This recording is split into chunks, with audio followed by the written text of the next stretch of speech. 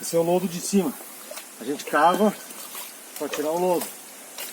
E aí, aqui, pera aí. Aqui, ó, mostra aqui.